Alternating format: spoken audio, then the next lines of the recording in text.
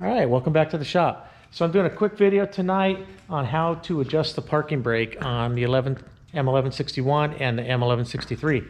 I got a special guest here, kind of storing this for a friend. You guys have seen him in a couple of my videos. He has his own channel now too. His channel, I'll put a link to it at the bottom. It's USMC Growler. And he's got a couple videos out now. He's going to be doing a lot more in the future.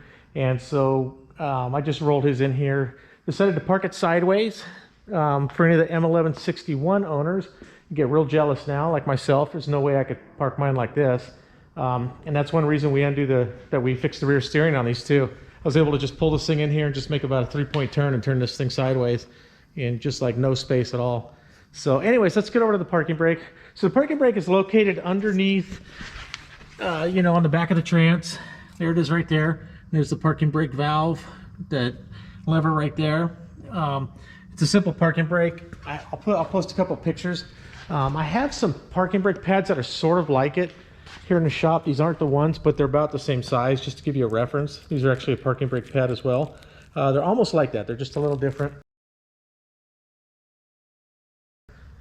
It's a really good parking brake. It's a good style, running off the back of the trans. And they're simple to adjust. Any of you guys that have worked on tractors and farm equipment and stuff like that, or driven, older trucks, built in the pre-80s probably, they have a parking brake lever just like this. And basically to adjust it, use this knob right here. So let me start this up and I'll show you. Okay, I unadjusted this one just so I could show you what will happen when they're not adjusted right. Start it up, parking brake's on, put it in gear.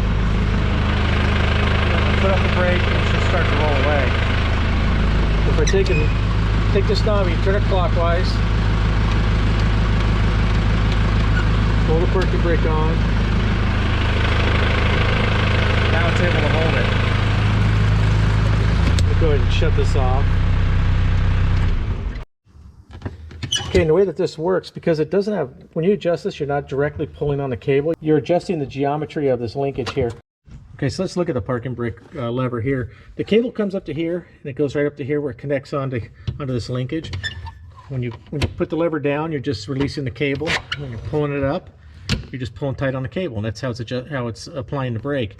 What you're doing with this knob here is when you turn it counterclockwise, there's a threaded rod in here, and you're just making it long. You're extending the rod out more, so that when you pull it up, it's not pulling as tight on the cable. When you crank it clockwise, you can see it moving in there. It's shortening it, and then it makes it so you pull tighter on the cable.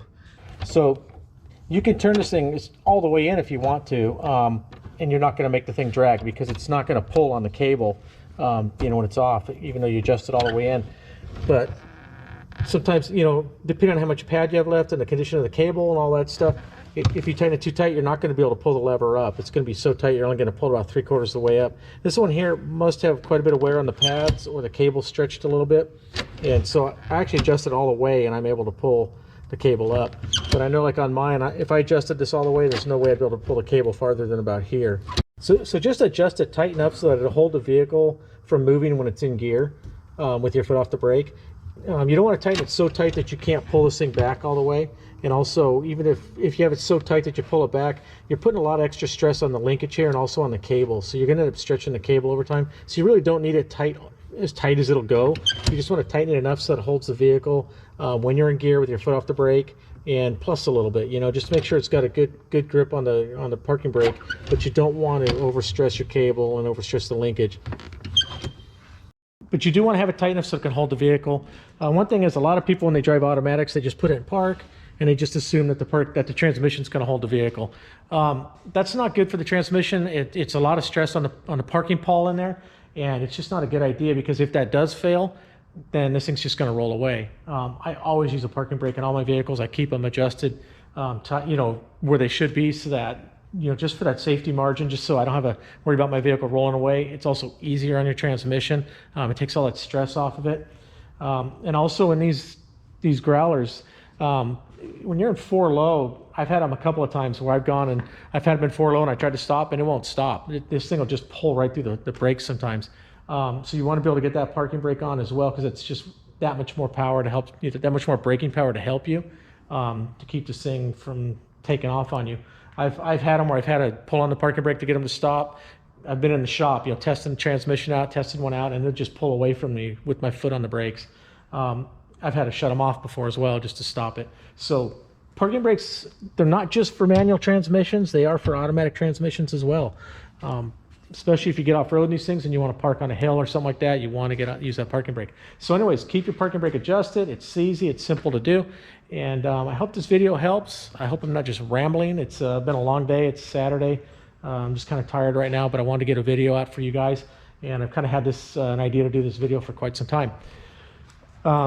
Anyways, look at this beautiful Growler. Look at this beautiful 63. He's done a beautiful job restoring this and cleaning it up. The seats he made for it, they're super comfortable. He's got a comm setup in here. He's got a stereo setup. He's got all kinds of stuff in here. This is a beautiful Growler. He's going to be making more videos on this thing, and so stay tuned to his channel. And like I said earlier, I'll put a link to his channel on in the description. And anyways, thanks for watching, and have a good day.